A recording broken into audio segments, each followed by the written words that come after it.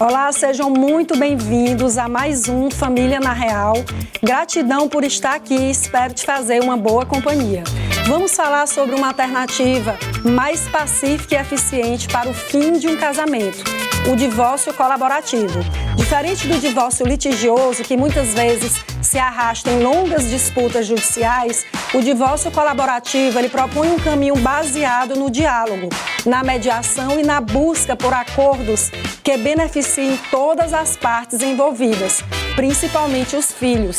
Esse modelo ele tem sido cada vez mais adotado por casais que querem encerrar a relação de forma respeitosa, preservando o bem-estar emocional e evitando os desgastes de uma batalha judicial. Mas como funciona o divórcio colaborativo na prática? Quem pode aderir a esse método? Quais são as vantagens em relação ao divórcio tradicional? Começa agora o Família na Real pela TV Cidade Verde.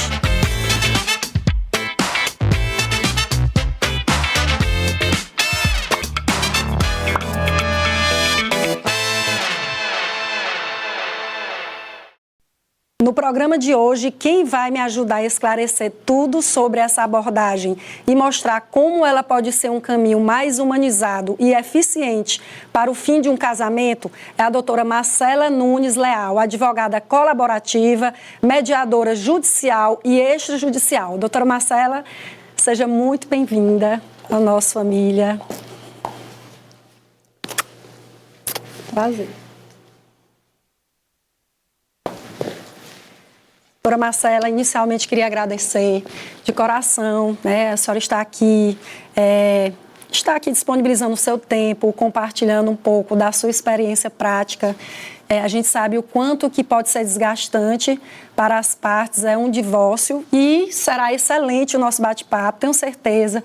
Nós vamos esclarecer, nós já tivemos aqui outros programas sobre as formas e modalidades de divórcio, mas muitas pessoas da sociedade não sabem o que significa divórcio colaborativo. Seja muito bem-vinda. Eu estou muito animada para compartilhar um pouco dessas ideias com vocês. Também gostaria de parabenizá-la pela idealização deste projeto tão rico e também pela condução e também a TV Cidade Verde por compartilhar essas informações valiosas para toda a população. Muito obrigada, Marcela. Então, a gente já vai entrar no tema para saber sobre o conceito. O que é esse divórcio colaborativo? Bom, falar de divórcio não é algo fácil, até porque é um tema bastante delicado, porque envolve toda uma expectativa, uma projeção mesmo de vida. Afinal, ninguém constitui uma família imaginando que ela vai se encerrar. Então, ao longo desse processo, a gente pensa muito em toda essa expectativa, essa frustração e todo esse misto de sentimentos que permeia o divórcio. Muitas vezes raiva, ressentimento, angústia. E o divórcio colaborativo, ele vai ser uma forma de trilhar esse caminho, de fazer essa travessia de uma forma mais amena, menos traumática, com menor desgaste, tanto financeiro e, principalmente, um menor desgaste emocional. É um caminho, como eu falei, que vai tratar essa ruptura da sociedade conjugal, a ruptura do divórcio. E isso vai se dar através de um método que são as práticas colaborativas. E este método, Rosa, é um método que ele não é adversarial. As pessoas estão ali tentando resolver de forma consensual, dialogando. Não é uma pessoa contra a outra, não é um cônjuge naquele ringue de batalha, naquele clima, naquele cenário adversarial do processo. A gente já conhece. Isso, do processo judicial. E é algo que vai ser construído por ambos. Ele vai também ser um método extrajudicial, porque ele ocorre fora da estrutura do Poder Judiciário. E ele tem uma característica muito interessante, que é a abordagem em equipe. Há uma equipe multidisciplinar, o que significa que durante esse divórcio colaborativo pode ser necessário integrar vários profissionais. Profissionais de saúde mental, como psicólogo, terapeuta, profissionais de finanças também, peritos, mediadores. Vai depender muito do caso concreto e das particularidades daquele caso. Vai ser analisada a possibilidade de agregar esses outros profissionais. E esse método, É um método bem recente, porque ele surgiu na década de 90. Então, para a ciência, é algo bem novo. Sim, recente. Recente. E nesse método que surgiu nos Estados Unidos, ele partiu de um advogado norte-americano, um renomado advogado, que é o Stu Webb, ele ainda é vivo. E esse advogado, ele começou a perceber os efeitos negativos de um divórcio judicial. Ele começou a perceber que durante todo o processo judicial havia muito desgaste. E o estado de tensão só aumentava, né, o que a gente chama de escalada do conflito. E ele percebeu que, ao final desse processo, nem mesmo as pessoas tidas como ganhadoras saíam verdadeiramente satisfeitas. Porque, assim, para os telespectadores que estão nos assistindo, no processo judicial, para uma parte ganhar, a outra vai perder. Então, existe muito aquele clima de adversário. É como se estivesse num ringue, numa arena, em uma disputa. E aí, o Stu Webb, esse advogado, ele percebeu que aquele que saía vencedor no final, nem ele mesmo ficava satisfeito. Sim. Porque imagine você travar uma batalha judicial e, ao final desse processo, vou fracassar enquanto família. E é importante, Marcela, porque o divórcio judicial, como o próprio nome diz, ele foi levado ao judiciário exatamente porque as partes, elas não conseguem se entender. Elas não conseguem ter o mínimo de diálogo, de respeito. A gente fala muito sobre isso aqui, que infelizmente em nossa área, ao final das relações, seja casamento, união estável, nós não conseguimos ali, por vezes, ter um diálogo harmonioso, respeitoso entre os ex-parceiros, né? De modo que isso, que é o divórcio colaborativo, se torna aí uma grande opção, vamos dizer assim, né, para aquelas partes poderem construir esse diálogo, né? E a gente, claro, vai explicar detalhadamente aqui como funciona, as situações que envolvem filhos, as situações ali que envolvem partilha de bens, dentro desse contexto do divórcio colaborativo. Como a doutora Marcela colocou, ele é feito no âmbito extrajudicial. E aí eu queria saber quando é que ele é indicado, Marcela. Muito pertinente essa pergunta, porque assim, a gente já começou a falar algumas vantagens, né, como a questão da celeridade, desse atendimento humanizado, desse diálogo, tem muitas vantagens. Mas isso não significa dizer que ele pode ser indicado indistintamente para todas as pessoas. E aí o primeiro ponto a ser observado é a capacidade. É necessário que essas pessoas que participam que têm o interesse de participar no divórcio colaborativo, elas sejam capazes, que elas estejam em pleno gozo das suas faculdades mentais, que elas sejam independentes, para que haja um equilíbrio na relação, porque a gente está falando aqui de uma relação que deve haver um equilíbrio, deve haver um diálogo. O primeiro ponto é esse. Outra questão é que não pode haver violência nesse tipo de procedimento. Então, se esse cônjuge se sentir com medo, se sentir ameaçado ou intimidado pelo seu ex-cônjuge, não vai funcionar o divórcio colaborativo. Outro ponto também importante é que essas pessoas, elas precisam estar predispostas a dialogar, porque é um método realmente baseado no consenso e no diálogo. Então, essa pessoa, ela precisa estar disposta a ouvir também o ponto de vista do ex-cônjuge. E mais do que isso, é necessário que essa pessoa ela esteja compromissada a entender que a decisão final é dela, que é também uma vantagem em relação ao Poder Judiciário, que é trazer esse protagonismo. A pessoa que está passando pelo divórcio colaborativo, ao final, é ela que vai tomar essa decisão. É claro que ao longo desse processo colaborativo, ela vai estar acompanhada pelos advogados, pela essa equipe multidisciplinar, mas a tomada de decisão é dela. E outro ponto também importante é que essa pessoa precisa estar disposta emocionalmente. Por isso que é importante também a figura do profissional de saúde mental, porque vai orientar nesse sentido. Porque o que a gente está falando é de construir soluções a longo prazo. E é algo que precisa ser destacado, é que cada família ela é única. Cada família ela tem um arranjo familiar. Então, de repente, algo que funciona para a minha família pode não funcionar para a família da Rosa, pode não funcionar para a família do telespectador. Por isso é que a gente fala que ao longo desse divórcio, as decisões, as soluções, elas vão ser construídas, elas vão ser customizadas, e por isso que essas pessoas precisam estar dispostas emocionalmente para construir essas soluções que façam sentido dentro daquela dinâmica familiar e que sejam sustentáveis, ou seja, que se dê ao longo prazo, porque é todo um caminho que vai sendo trilhado, né? Porque o que acontece no divórcio? É um momento de reorganização dessa família. Então, essas pessoas precisam realmente estar dispostas para construir e trilhar esse caminho. Então, como você colocou, Marcela, teve violência doméstica, não pode ali iniciar o divórcio colaborativo, não é isso que você falou sobre violência, só para o telespectador entender que as situações de violência ali que envolve aquele ex-casal, violência física, psicológica, então ali naquele momento, principalmente no caso a mulher, se sentir nessa situação, provavelmente ou não poderá buscar um profissional para realizar um divórcio colaborativo, não é isso? Até pela natureza daquela relação, que vai envolver questões criminais e tudo mais, que nós sabemos, não é? Isso, perfeito, porque quando há uma violência, há um desequilíbrio de poder. Então, seja a mulher ou o homem, ela vai estar numa situação de fragilidade, vulnerabilidade e ela não vai ter condições de tomar decisões naquele momento.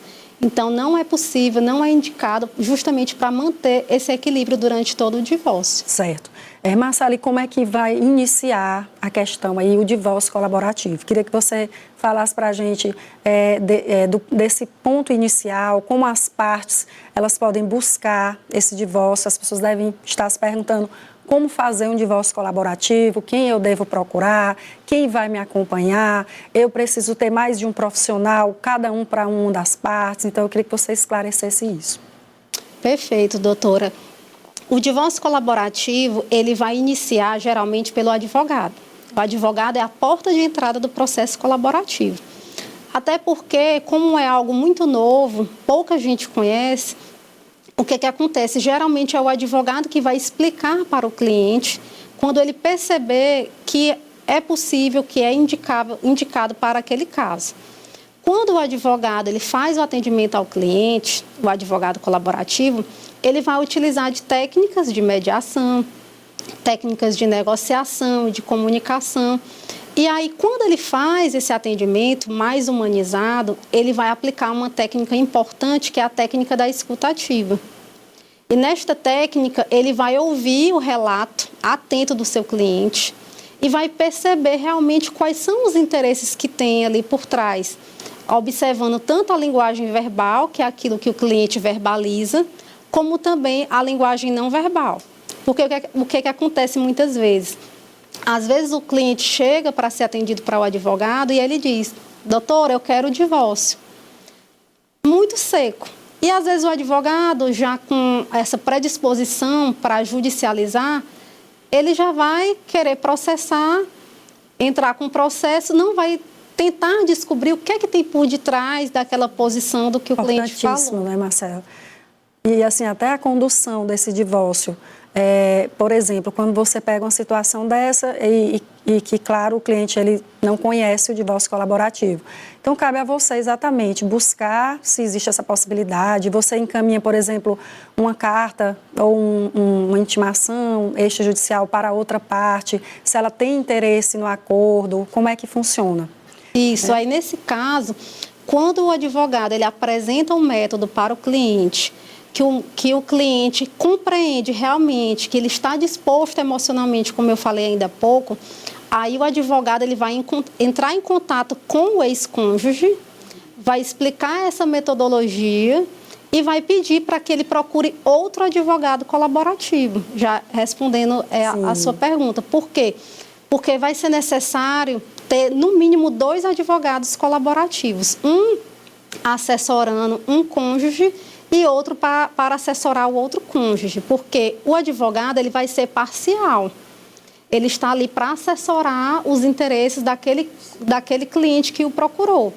E ambos advogados eles vão atuar de forma cooperativa, não é um contra o outro, eles vão atuar juntos, vão atuar cooperando, porque eles não vão trabalhar nesse estado de animosidade do processo. Pelo contrário, eles vão caminhar juntos para, ao final, construírem uma solução que seja benéfica para todos. E por isso que hoje a gente sempre fala, quando a gente está conversando sobre o direito das famílias, o quanto que é importante, Marcela, esse profissional, né, se capacitar hoje e conhecer esses métodos. Porque, como você bem falou, na faculdade a gente não aprende isso, a gente aprende, a gente tem esse espírito sempre de embate, sempre combativo, de judicializar. E, como você vê, é super importante essa informação, porque, de repente, a pessoa poderia pensar que o mesmo advogado ia assistir ali os dois. Então, a gente precisa de dois profissionais que conheçam esse método, não é isso?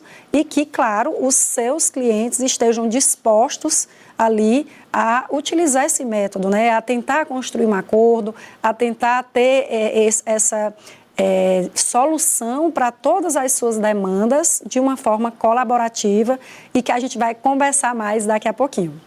Então, nós vamos agora para um rápido intervalo e nós voltamos já já.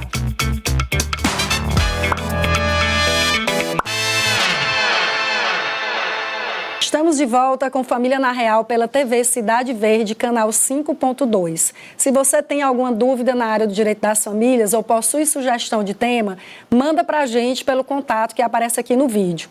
Hoje nós estamos falando sobre o divórcio colaborativo, uma alternativa mais pacífica e eficiente para o fim de um casamento. Comigo aqui a doutora Marcela Nunes Leal, que é advogada colaborativa e mediadora. Doutora, vamos aqui retomar o nosso bate-papo. E agora eu queria conversar um pouco sobre o que é um assunto que você tocou no primeiro bloco, que tem a ver com a equipe multidisciplinar. A gente sabe que o direito das famílias, assim como outras áreas, ele necessita de conversar com outras disciplinas, com outras ciências. E na nossa área, especificamente, por vezes a gente tem necessidade aí dessa presença que é fundamental, que é a equipe multidisciplinar. Eu queria que você explicasse melhor sobre isso.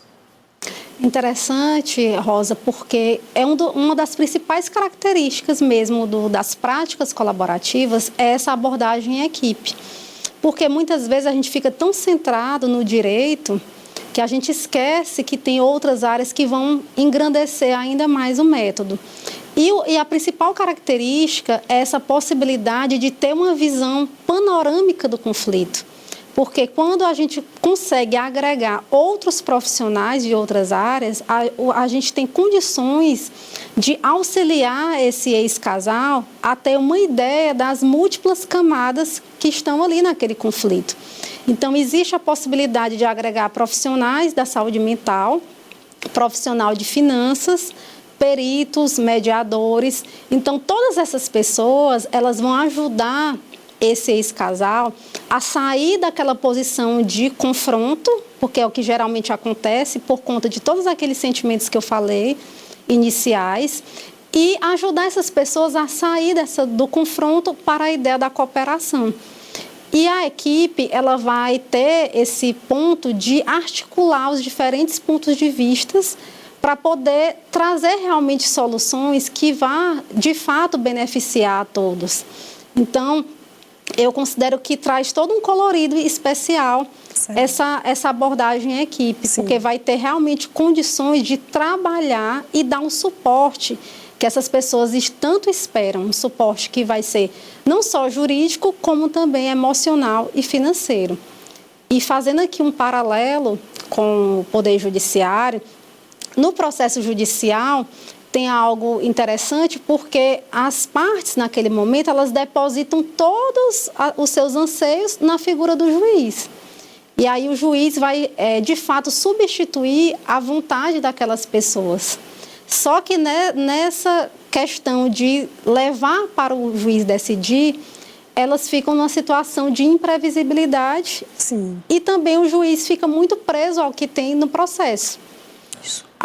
O juiz, quando ele vai analisar um processo, ele não pode extrapolar o que está fora do processo. Inclusive, assim, especialmente nas audiências, que a gente sabe que tem toda uma limitação temporal, os juízes, quantidade de audiências marcadas em suas pautas, muitas vezes eles não têm condições ali realmente de permanecer mais tempo com aquelas pessoas, ouvindo, né, fazendo aquela escuta ativa que a gente diz em relação a cada uma das partes. E, por vezes, né, essa escuta ali, ela acaba sendo comprometida justamente pela natureza que é a ação judicial, né? E no caso do divórcio colaborativo, existe essa possibilidade, não é, Marcela? Pode ser feito, inclusive, mais de uma sessão, se você puder explicar também sobre isso. É interessante porque ele vai levar em consideração as necessidades daquela família em específico. Então, vai ter mais reuniões de acordo com o grau de relacionamento, de litigiosidade daquela família. Conversa, de demandas envolvidas, né? Vai ser um complexidade do caso, muitas vezes tem filhos, né? E muitas outras coisas, além somente do divórcio em si, não é? Isso, vai ser um procedimento mais flexível, em que as pessoas vão ter um controle maior, elas vão poder ter condições de dar um foco maior no que for realmente necessário para elas, porque não é algo imposto. É algo que vai depender realmente, de fato, da situação daquela família. Sim. Marcela, você comentava que as partes, elas precisavam ou precisam estar prontas e dispostas, né, a quererem ali o divórcio colaborativo. E aí eu entro com uma pergunta: como é que o profissional de saúde mental, ele pode atuar no divórcio? O profissional de saúde mental, e eu vou me referir agora como psicólogo para facilitar, né, a compreensão, que um dos principais profissionais de saúde mental é o psicólogo. E o psicólogo, ele vai dar um suporte emocional. Porque muitas vezes as pessoas que estão passando pelo processo de divórcio, elas estão numa situação de fragilidade, de vulnerabilidade. Principalmente quando uma pessoa é pega de surpresa.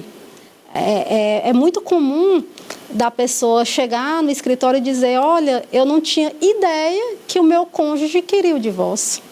Para mim, estava tudo perfeito, a família estava funcionando, eu estava bem e fui surpreendida com um pedido de divórcio. Então, imagine para essa pessoa que ela sequer pensou no divórcio e ela ser surpreendida com um pedido do ex-cônjuge. Então, é uma pessoa que vai estar em situação de vulnerabilidade e que ela sozinha, ela não vai ter condições de ter clareza para tomar decisões. E aí existe um limiar entre as questões subjetivas e as questões objetivas, porque tem algumas questões objetivas que precisam ser decididas. Por exemplo, a questão de guarda, a questão de convivência, questão de contribuição alimentícia. Sim. E aí, como é que essa pessoa que está emocionalmente abalada, ela vai ter condições de pensar objetivamente nessas questões objetivas? Não tem como. Então, o profissional de saúde mental, que é o psicólogo, vai ajudar essa pessoa a gerir essas emoções. Muitas vezes, a ressignificar esses sentimentos de abandono ou de mágoa, esse ressentimento, para que ela possa ter condições de dar continuidade e construir uma relação parental, principalmente quando existem filhos envolvidos. Então, esse pai ou essa mãe, ela precisa estar suficientemente segura e emocionalmente para ela também dar um suporte para o seu filho. Então, esse profissional, que é o psicólogo, ele também vai ajudar essa pessoa a lidar com ferramentas de comunicação. Porque a comunicação geralmente é um... Sim, é um dos fatores determinantes. É um dos fatores determinantes. Ausência ou falta de diálogo, ou um diálogo, uma comunicação não assertiva. Isso. A gente conversa muito sobre isso na Defensoria quando eu atendo pessoas que eu vejo que essa comunicação está comprometida. Às vezes a pessoa quer falar algo e o outro Sim. já acha que ela está julgando. Ou culpabilizando, né? Existe muito isso entre os ex-casais. E aí, Marcela, a gente chama a atenção aqui para o profissional, o quanto que ele precisa ser responsável, ter ética, para reconhecer esse momento. Que momento? O momento de fazer os encaminhamentos. Porque eu acredito que, no caso de um advogado colaborativo, ele deve ter parcerias com serviços multidisciplinares. Eu queria até depois que você desse um exemplo para a gente de como funcionaria essa equipe multidisciplinar dentro de um divórcio colaborativo. Mas a questão do profissional de saúde mental, reconhecer naquele momento, saber como abordar a parte, porque isso é delicado. Olha, apesar de você estar ali no seu papel de advogado, de você ter esse atendimento humanizado, de você promover todos o seu esforço e conhecimento para a construção daquele diálogo, muitas vezes aquelas partes elas estão realmente precisando de um profissional mais específico, como profissional, como psicólogo, estão precisando ali ou estão adoecidos de fato, né, a saúde mental já comprometida, porque a gente sabe que o divórcio, ele muitas vezes acontece dessa forma que você disse, mas também, por vezes, acontece já há muito tempo. Aquele casal, ele já não é mais um casal, há longos anos, tentando ali retomar a relação. E já vem desgastes, brigas, e isso vai comprometendo a saúde mental daquelas pessoas, a saúde do casal, né? Deixa de ser uma relação saudável. Então, eu chamo essa atenção, porque a gente tem que ter essa responsabilidade, porque nós não somos psicólogos. Apesar de a gente fazer todo esse papel, existe o profissional que é a pessoa apta, né, a realmente tratar essas demandas emocionais e mentais que muitas vezes estão ali envolvidos, não é? Isso, quando o advogado, no seu atendimento, ele já percebe essa fragilidade emocional, ele percebe que aquele cliente não está conseguindo lidar com essas emoções e que ele precisa desse suporte emocional, ele já encaminha para o psicólogo. E aí é interessante que cada um vai ter também o seu psicólogo, né? Já que Sim. tem as questões, os pontos que são sensíveis. E quando eles resolverem levar o processo adiante para a negociação, ele vai ter o combinado, né, com o psicólogo para saber o que é que pode ser levado adiante e o que é que vai ser confidencial na relação do cliente com o psicólogo. Sim. E aí você podia dar um exemplo em relação a essa equipe multidisciplinar, assim, um exemplo prático que você vivenciou e que você precisou, vamos dizer assim, acionar essa equipe multidisciplinar, como é que funciona, se é dentro ali do ambiente do escritório, para que o telespectador entenda melhor, ou até aquela pessoa que de repente está aqui e pode buscar o divórcio colaborativo como um meio, né, de entendimento ou de possível entendimento para o final da sua relação.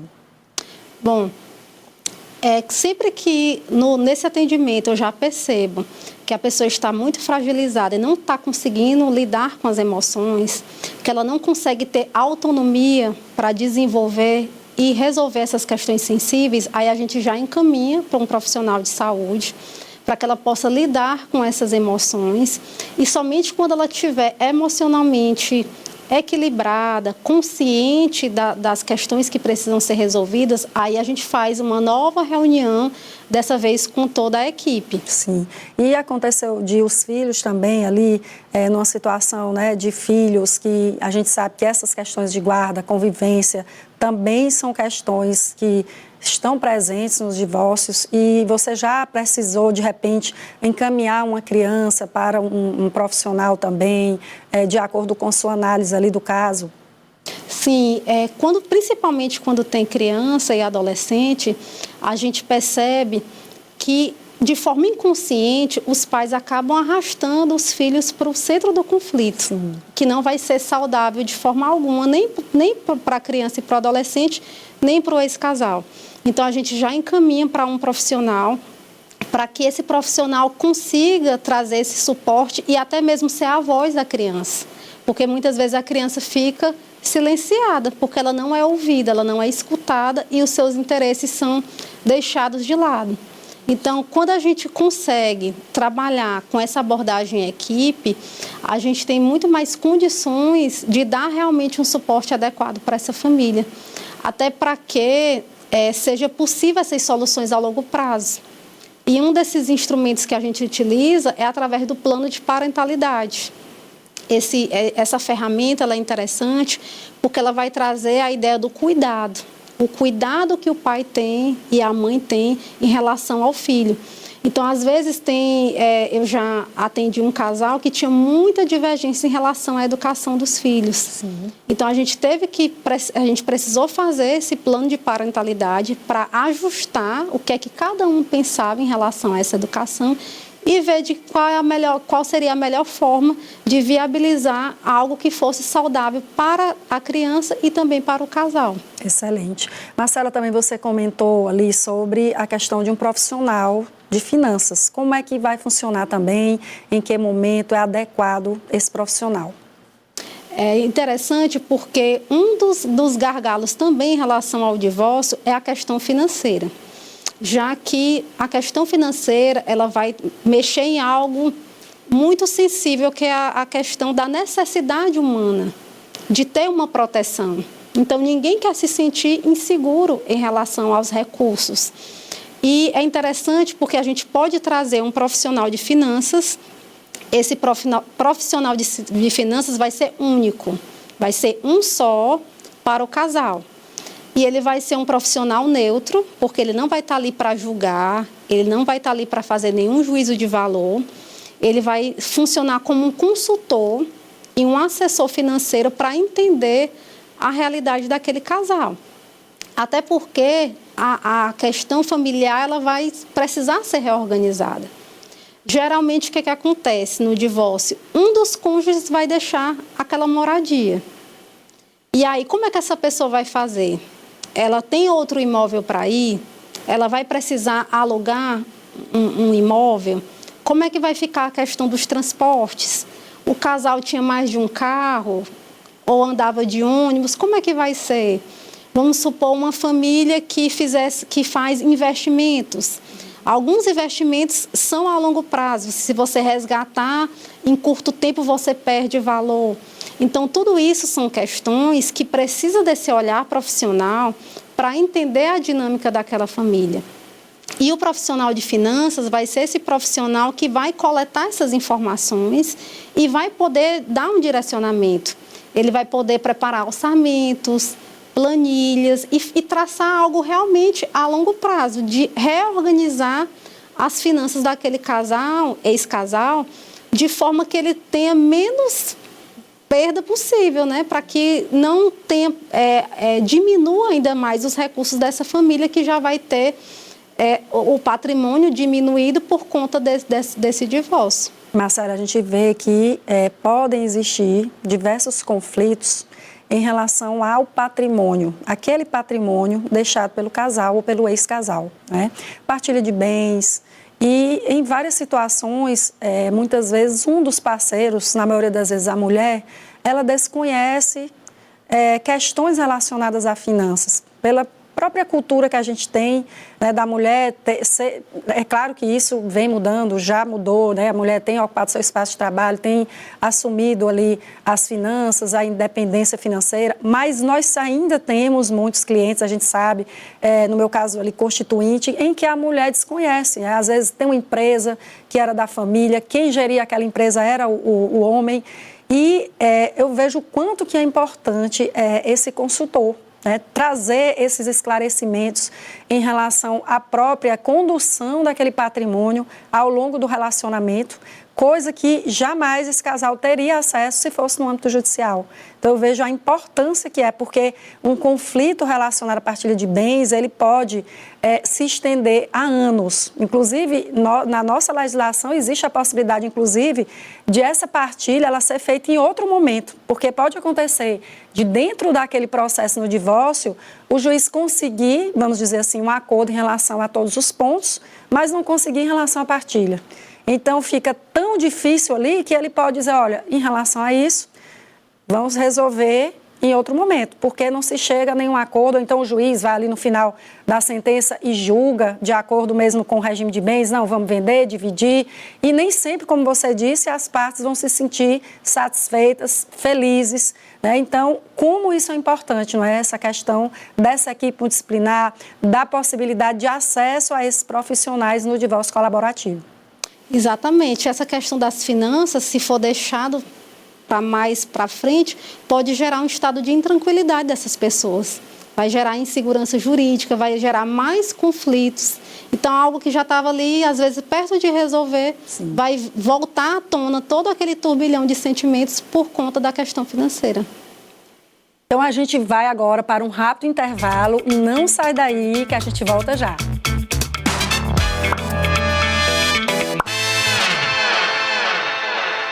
Voltamos com Família na Real. Hoje estou recebendo a advogada e mediadora, doutora Marcela Nunes Leal, para falarmos sobre o divórcio colaborativo.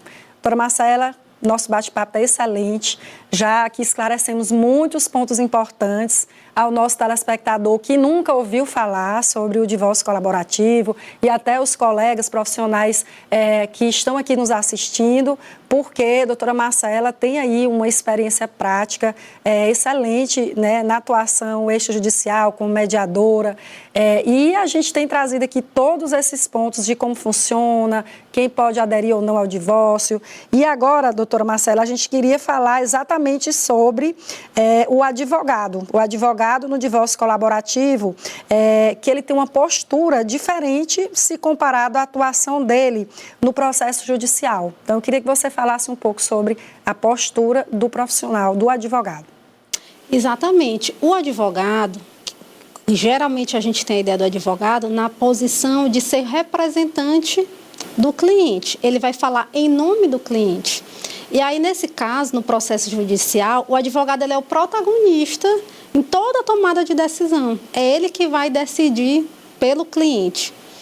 E no processo colaborativo, o advogado vai abandonar essa ideia de representação e ele vai atuar muito mais como sendo um assessor. E nessa função de assessoria, ele vai explicar para o cliente quais são as implicações, quais são os cenários, o que é que implica dele fazer um acordo ou dele não fazer o acordo, o que é que implica ele em determinada questão objetiva, justamente no sentido de dar essa segurança jurídica para que o cliente tome as decisões, que é algo que eu havia pontuado ainda há pouco. No divórcio colaborativo, é o cliente que é o protagonista. É ele que vai decidir ao final, amparado pela equipe, mas a decisão final é dele. E no processo judicial, muitas vezes o que acontece? O advogado já vem naquele clima de beligerância, de ver o outro como adversário. E, muitas vezes, o processo ele vai sendo acompanhado, às vezes, por ameaça, por barganha, sempre querendo barganhar um ponto ali. Às vezes, tem algum blefe. E no processo colaborativo, não. O advogado ele vai firmar um pacto de não litigância juntamente com outro advogado. O que é que significa isso? Significa dizer que ele vai firmar um compromisso dizendo que ele vai empreender todos os esforços para realizar um acordo fora do Poder Judiciário. E aí, geralmente, quando a gente fala isso, os próprios colegas advogados ficam reticentes. Mas como é que eu sou advogada e vou firmar um compromisso de não litigância? É justamente isso que vai diferenciar o processo colaborativo. Porque quando dois advogados colaborativos que têm essa formação, que seguem os padrões éticos do método, quando eles assinam esse pacto, eles têm condições de desenvolver um ambiente realmente que seja cooperativo, que seja um ambiente de segurança e de confiança. Então, eles vão ter condições de compartilhar documentos, informações. Por quê? Porque nenhum ali está com o objetivo de vencer o outro. Eles estão ali para atuar juntos e, ao final, chegar a um resultado que seja satisfatório para todos. Então, essa é a principal diferença. Além disso, o advogado, juntamente com a equipe, ele vai assinar um termo de participação em que ele se compromete a agir com boa fé, com lealdade, que é algo que nem precisaria, né? Isso já está no Código do Advogado, já está no Código de Ética. Mas é algo que se reforça esse dever ético, essa consciência de compartilhar essas informações e se desenvolver tudo num ambiente saudável e de confiança. Ao final, todos vão ser beneficiados. E é importante dizer, Marcela, que o papel do advogado também desde o nosso Código de Processo Civil de 2015, nós tivemos aí um realce muito grande em nossa legislação processual civil no que tange a essa obrigação de nós profissionais, defensores, promotores, advogados, juízes, de empreender esses esforços que vocês estão falando, né, que você está falando. Ou seja, o próprio juiz, quando ele recebe o processo, o primeiro despacho que ele precisa dar é encaminhar aquele caso ao SEJUSC, que é o Centro de Conciliação que deve ter em todos os estados do Brasil. Ou seja, essa questão colaborativa, essa tentativa de entendimento das partes, ela é uma tendência nacional no que tange as ações como um todo, não só na área da família, não é isso? Então, o advogado colaborativo é importante aqui, como a gente viu que é claro que nem todas as partes elas estarão dispostas ou poderá ali existir um acordo, mas aquele ex-casal, aquelas partes que têm essa possibilidade, eu vejo como uma opção excelente. Por quê? Porque a gente viu como é possível se resolver cada ponto individualmente, de forma detalhada, de forma completa, de forma humanizada, de forma a considerar realmente o contexto daquele ex-casal, daquela família, ou seja, tem problema relacionado à guarda, à convivência. Marcela colocou aqui que tem um plano de parentalidade em que vai se discutir ponto a ponto a educação da criança, que a gente vê que isso dá muito conflito, com quem vai ficar, como será a guarda compartilhada, como será a convivência. Tem problema de partilha de bens, tem a oportunidade de conversar, inclusive com um consultor financeiro. Tem questões emocionais, psicológicas envolvidas, podemos encaminhar cada uma das partes ali para uma terapia, para uma conversa com o psicólogo, suspender a sessão, não é isso, Marcela? Continuar depois. Então, assim, é espetacular. Eu vejo como um método excelente. Eu sou muito fã do divórcio colaborativo. E também a gente tem a preocupação de dar autonomia para esse cliente, porque ele vai ser acompanhado por esses profissionais ao longo do divórcio colaborativo e, ao final, formalizando um acordo, aquilo vai estar consolidado. Resolvido, exatamente. Mas como é que essa pessoa, como é que essa família vai agir do divórcio em diante? Ao final, ela vai ter, de alguma forma, uma relação com aquele ex-cônjuge, principalmente se tiver filho. Isso. Porque existe ex-marido e ex-mulher, mas não existe ex-filho. Isso. Inclusive, eu queria aproveitar para você falar um pouco sobre isso, né? Quando se tem filhos, o divórcio ele se torna ali muito mais delicado. Então, como é que o divórcio colaborativo ele pode auxiliar na construção desse relacionamento aí entre os ex-cônjuges? Toda a equipe colaborativa ela vai atuar no sentido de desenvolver essa relação parental. Antes, né, durante o atendimento e também depois. Porque essas pessoas vão precisar conviver minimamente. E não só a família sanguínea, como também a família socioafetiva, a família extensa. Então, são uma série de pessoas que estão envolvidas e esses clientes, eles precisam estarem aptos a desenvolver como que vai ser o relacionamento. Para isso, para desenvolver essa autonomia, toda a equipe colaborativa, ela vai ajudar oferecendo as ferramentas de mediação, de negociação, de comunicação. A gente falava ainda há pouco como a comunicação é importante. Então, a gente vai, de fato, treinar esse cliente para ele se comunicar de uma forma assertiva, de uma forma empática, sem interrupção, sem juízo de valor, realmente prestando atenção no outro, se conectando com o outro. É claro que aquele casal, eles não precisam ser melhores amigos, mas eles precisam ter uma relação respeitosa, ter um diálogo produtivo. E, para isso, a equipe vai ser treinada nesse sentido. Tanto o advogado, como o psicólogo, como o profissional de finanças, todos eles devem ter alguma formação em mediação ou técnicas de negociação, de comunicação, para que ele possa auxiliar esses indivíduos a desenvolverem essa autonomia e serem independentes nas suas relações para construir essa relação parental de forma saudável, principalmente quando tem filhos, porque os filhos eles precisam ser preservados. E a gente costuma muito ver isso.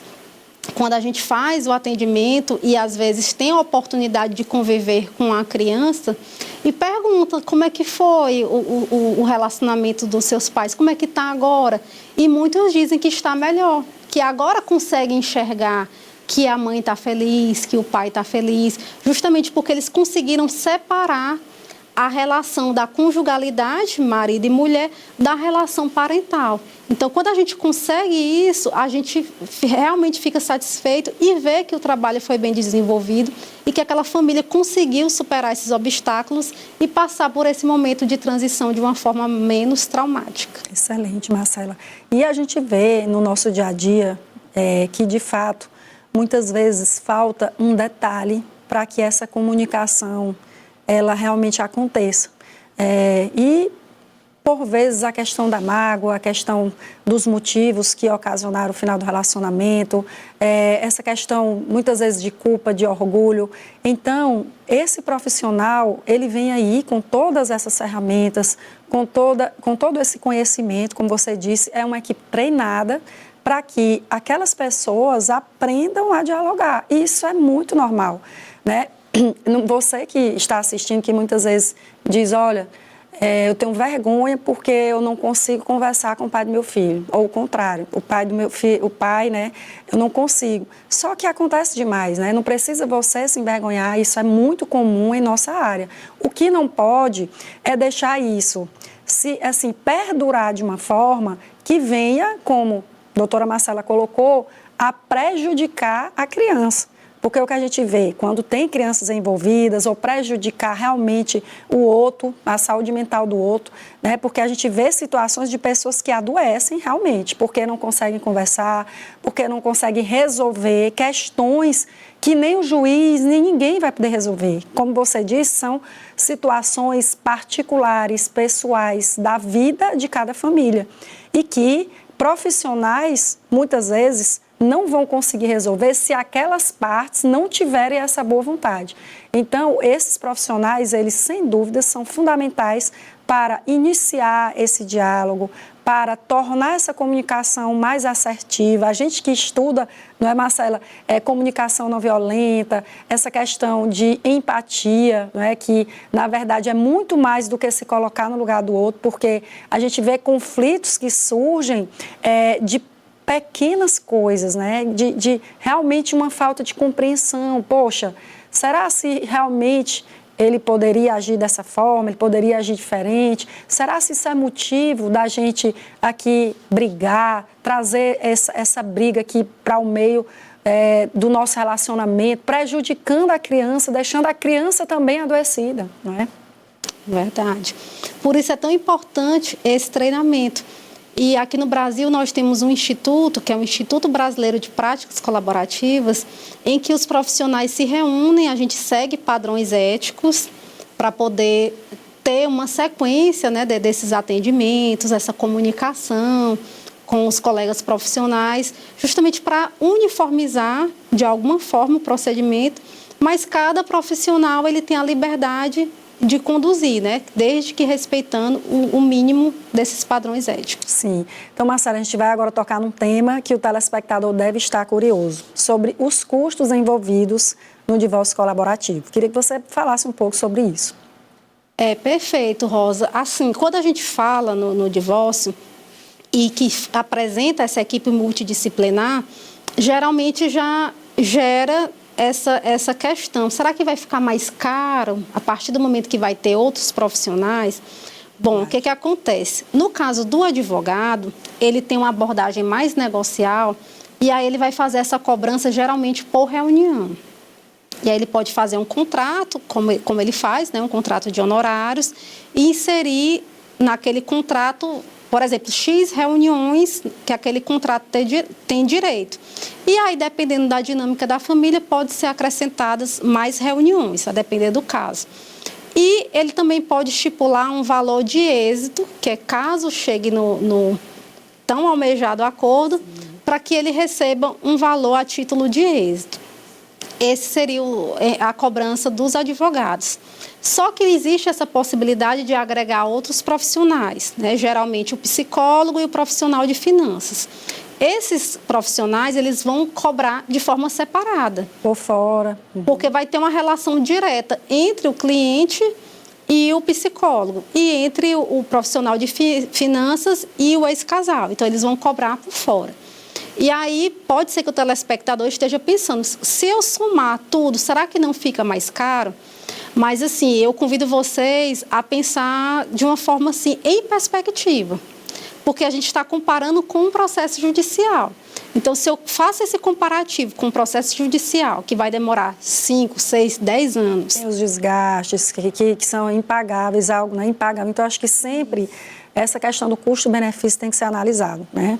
Vai ter o desgaste financeiro também, porque quando você dá entrada num processo, você tem as custas para pagar para a justiça. Se você for vencido no processo, você paga os honorários de sucumbência. Pode ser que necessite de perito, né, no decorrer do processo. E fora o desgaste financeiro, como a Rosa estava colocando, tem um desgaste emocional que não tem preço. Então, se a gente analisar sob essa perspectiva, analisar que no divórcio colaborativo você tem a flexibilidade do procedimento, você não vai ficar dependendo de servidores do Poder Judiciário para movimentar seu processo, você não vai ficar receoso com o recesso forense, você não vai ficar receoso até mesmo com a imprevisibilidade de uma decisão judicial, porque você pode estar aqui aguardando o processo, de repente vem uma decisão que lhe surpreende. Mas o importante, Marcela, é que aquelas partes elas já vão saber ali tudo que elas vão, né, ali investir, porque eu digo que não é um gasto, é um investimento. Então, quando elas contratam ali o profissional, elas já sabem todos, né, elas têm acesso a isso, ao orçamento do advogado, ao orçamento ali, se for envolvido outros profissionais, e ela vai poder fazer essa análise, não é, em relação à judicialização, a tudo isso que você falou, tudo tem os prós e tem o contra, então os contras, né? Então é como a gente disse, vai depender da boa vontade desse ex-casal, né? De também, como você disse, esclarecer para ele todos esses benefícios, dependendo da situação. Se for um caso bem complexo, eu acho que é excelente essa opção do divórcio colaborativo. Doutora Marcela está sempre compartilhando conosco conteúdo no Instagram. Diga aí seu Instagram, doutora Marcela, para que os nossos telespectadores possam lhe seguir. Ela compartilha também sobre a área de atuação dela, a prática profissional dela. No Instagram é @Marcela, não tem um R, Marcela N. Leal. Então, quem quiser seguir, né, a gente sempre está compartilhando essas informações, tanto do universo da advocacia colaborativa, como também da questão da mediação, da gestão de conflitos, práticas também em inventário extrajudicial. Excelente, Marcela. Então, como vimos, o divórcio colaborativo ele é uma forma mais construtiva, respeitosa e equilibrada de lidar com o fim de um casamento. Ele permite que o casal tome decisões conjuntas de forma mais consciente, reduzindo desgastes emocionais e preservando as relações familiares, especialmente e quando há filhos envolvidos. Além de ser uma alternativa mais rápida e menos traumática, esse modelo ele representa uma evolução na forma como lidamos com o direito das famílias, priorizando o diálogo e a cooperação em vez do conflito. Seja qual for o caminho escolhido, o mais importante é lembrar que o fim de um casamento, ele não precisa ser o começo de uma guerra, mas ele pode ser um novo ciclo de respeito e aprendizado para todas as partes envolvidas. Doutora Marcela, mais uma vez, queria agradecer a sua presença, a sua disponibilidade, por estar aqui conosco e volte sempre, que foi excelente o nosso bate-papo. Eu que agradeço. Então lembre-se, no coração de cada família existe uma história a ser contada. Cuide bem das suas relações e agradeço a você, telespectador, por estar até aqui conosco.